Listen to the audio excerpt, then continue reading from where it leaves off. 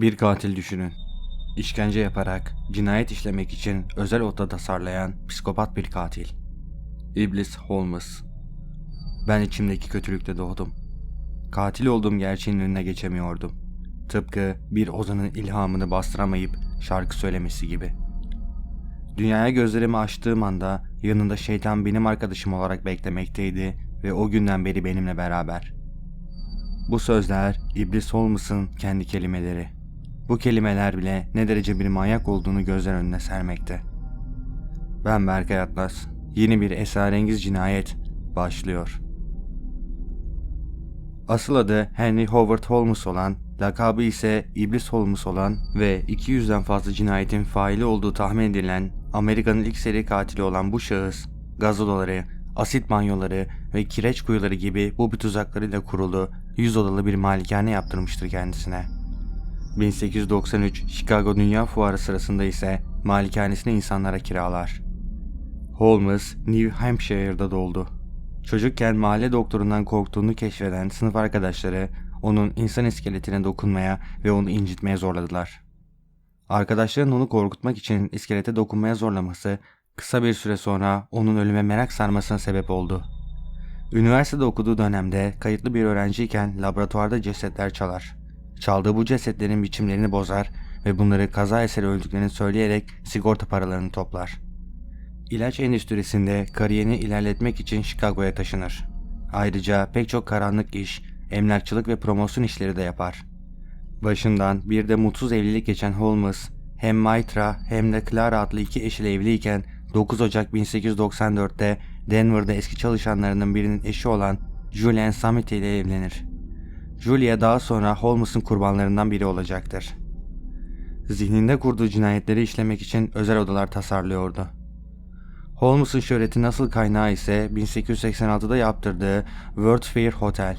Chicago'daki bir festival için inşasına başlanan otel aslında Holmes'un şahsi ölüm şatosudur. İnşaatı sırasında hiçbir işçi planları tam olarak görmemiş, kimse de birkaç hafta fazladan çalışmamıştır. Holmes kimse içeride neler döndüğünü tam olarak anlamasın diye World Fair Oteli'nin inşaatında çalışan herkesi sudan sebeplerle kovmuştur. 1893 senesine gelindiğinde ise Chicago Dünya Fuarı'nda Chicago'da zihninde kurduğu cinayetleri işlemek için özel olarak tasarladığı oteli o dönemde orada bulunan ziyaretçilerin kullanımına açtı. Otelde gaz odaları, asit banyoları, kireç kuyuları, penceresiz bölümler, kurbanın havasızlıktan ölmesini sağlayacak odalar, arkasındaki duvar örülmüş kapılar gibi ölümüne en zorlanıcı tecrübelerin edildiği birbirinden farklı düzenekler kuruldu. Holmes cesetleri yakıyor ve onları kireç kuyusuna dökerek yok ediyordu. Otel olarak kullandığı bu malikaneye gelen müşterilerden, otel personelinden ve sevgililerinden kurbanlar seçiyor, önce işkence edip ardından acılar içerisinde öldürüyordu. Bazılarını ses geçirmeyen ve gaz borularıyla donatılmış odalara kilitliyor ve böylelikle onları istediği zaman oksijensiz bırakabiliyordu. Bazılarını ofisin hemen yanındaki ses geçirmeyen devasa kasa odasına kilitliyor ve orada havasızlıktan ölmelerini sağlıyordu. Kurbanların bedenleri gizli bir oluktan bodrum katına düşüyordu. Cesetleri burada titizlikle parçalıyor, etleri kemiklerinden ayırıyor, el yapımı iskeletler yapıyor ve daha sonra bu iskeletleri tıp okuluna satıyordu. Holmes ayrıca bazı cesetleri yakıyor ve onları kireç kuyusuna dökerek yok ediyordu. Dünya fuarını takiben kredi ödemelerinin yaklaşması ve ekonominin düşüşüyle Holmes Chicago'yu terk eder ve Teksas'a gider. Orada Chicago'daki gibi başka bir kale kurmayı planlar. Ama Teksas'ta yasaları daha katı bulur ve kısa süre sonra bu fikrinden vazgeçer. Amerika Birleşik Devletleri içinde ve Kanada'da gezilerine devam eder ve bu geziler sırasında öldürmeye de devam eder. Bu dönemde öldürdüğü kesinleşen kurbanların uzun süre birlikte çalıştığı marangoz Benjamin Pizzettel ve Pizzettel'in 3 çocuğu Alice, Nellie ve Howard'dır. Holmes birçok cinayette beraber hareket ettiği arkadaşı Pizzettel ile sigorta şirketini dolandırmak üzerine bir plan yapar. Plana göre Pizzettel şirketine ölmüş gibi rapor verecektir ve böylece karısı $10.000 elde edecektir. Daha sonra bu elde edilen para Pizzettel, Holmes ve avukat arasında paylaştırılacaktır. Fakat Holmes Pizzettel'i gerçekten öldürür. Daha sonra hazırlanan adli raporda Pizzettel'in vücudunda intihar süsü vermek için kullanılmış klorofil bulunur. Holmes, Pizzettel'in gerçek cesedini kullanarak sigorta şirketinden para alma işine koyulur. Holmes bununla da yetinmez. ve Pitzel'in eşini ve 2 kızını, bir oğlunu kendi velayetine vermesi için manipüle eder. Cinayet sonrası dedektifler Pitzel'in eşini sorguya çekerler ve aldıkları cevaplar sonrasında şüphe duymaya başlarlar. Dedektif Geyer, Holmes'u takibe alır ve Pitzel'in 2 kızının çürümüş cesetlerini Toronto'daki bir bodrum katında bulur. Holmes'un cinayet şöleni Boston'da 17 Kasım 1984'te Pinkentonlar tarafından yakalanmasıyla sona erer. Holmes, başta sadece at satışı dolandırıcılığından tutuklanır.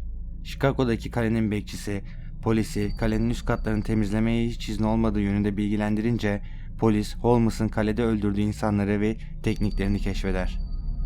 Holmes, Philadelphia'daki hapishanedeyken Chicago polisi de o şehrin işlediği cinayetleri araştırmaya başlar. Philadelphia polisi, marangoz Pitzel ve 3 çocuğunun akıbetini araştırır. Holmes hakkında Pitzel ve çocuklarını öldürmekten, aynı zamanda Chicago, Indianapolis ve Toronto'da 30 civarında cinayet işlemekten dava açılır. Holmes hayatı hakkında çelişkili ifadelerde bulunur. Masum olduğunu, şeytan tarafından kullanıldığını iddia eder. Fakat kimse bu anlattıklarına inanmaz ve 7 Mayıs 1896'da Holmes, Moyamensing hapishanesinde asılarak idam edilir. Holmes ölünceye kadar sakin ve yumuşak başlı davranır. Çok az korku ve depresyon belirtisi gösterir. Holmes'un boynu hemen kırılmaz. Aksine idam sehpası itildikten sonra çok yavaş bir şekilde ölmesi 20 dakika sürmüştür. Fakat ölümüyle alakalı efsaneler bitmez. Davasını inceleyen dedektif çok ciddi bir şekilde hastalanmış, saklı tutulduğu hapishane müdürünü intihar etmiş, jüri başkanı kazara elektrikli sandalyeye öldürülmüş, kurbanlarından birinin babasının kaza patlaması sonucu korkunç bir şekilde yanmış, son dini törenini yöneten rahip gizemli bir şekilde kilisesinin ölü bulunmuş ve Chicago Adalet Sarayı'nın içi tamamen yanmış ve geride bir tek Holmes'un resmi kalmıştır. Bunlara polis hiçbir şekilde açıklama getirememiş ve bu dosyalar askıda kalmıştır. Ben Berkay Atlas. Videoyu beğendiyseniz kanala abone olmayı ve bildirim çanını açmayı unutmayın.